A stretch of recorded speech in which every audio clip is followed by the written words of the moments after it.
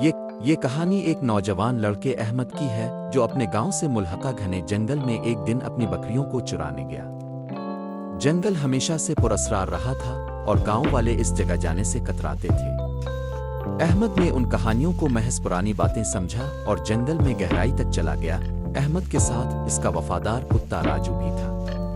وہ درختوں کے جھنڈ میں بکریوں کو چراتا رہا جب اچانک اسے ایک عجیب سی آواز سنائی دی۔ یہ آواز کسی کے مدد کے لیے پکارنے کی لگ رہی تھی۔ احمد نے چونک کر راجو کی طرف دیکھا اور کتا بھی بے چین ہو کر آواز کی طرف دوڑنے لگا۔ احمد ہچکچاتے ہوئے راجو کے پیچھے چلا۔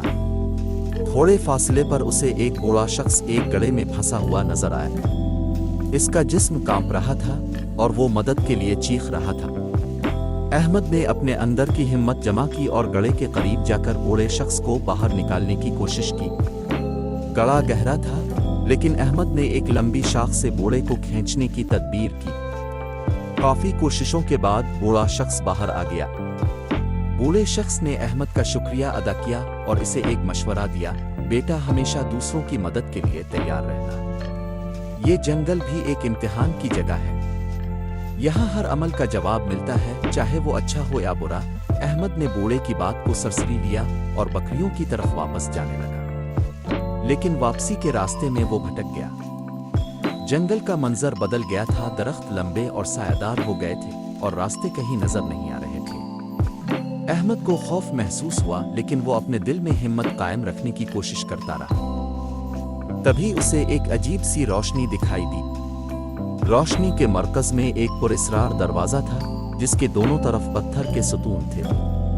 دروازے کے قریب پہنچنے پر احمد نے ایک نرم آواز سنی، اگر تم دوسروں کی مدد کرتے ہو تو یہ دروازہ تمہیں گھر کا راستہ دکھائے گا۔ احمد حیران ہوا کہ یہ آواز کہاں سے آ رہی تھی، لیکن اسے فوراً بوڑھے شخص کا خیال آیا۔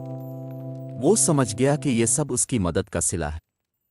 جیسے ہی اس نے دروازے کو چھوا، دروازہ کھل گیا اور اسے اپنے گاؤں کا راستہ دکھائی دیا۔ احمد واپس اپنے گاؤں پہنچا اور اپنے والدین کو جنگل میں پیش آنے والے واقعات کے بارے میں بتایا۔ بوڑھے شخص کی باتیں اور دروازے کا راز اس کے دل پر نقش ہو گئے۔ اس نے سیکھا کہ دوسروں کی مدد کرنا نہ صرف انسانیت کا تقاضا ہے بلکہ یہ زندگی کے مشکل راستوں میں روشنی کا کام بھی کرتا ہے۔ اس دن کے بعد احمد نے ہمیشہ دوسروں کی مدد کے لیے خود کو پیش کیا۔ وہ جانتا تھا کہ نیکی کا بدلہ ضرور ملتا ہے، چاہے وہ کسی پراسرار جنگل میں ہو یا زندگی کے عام راستوں پر۔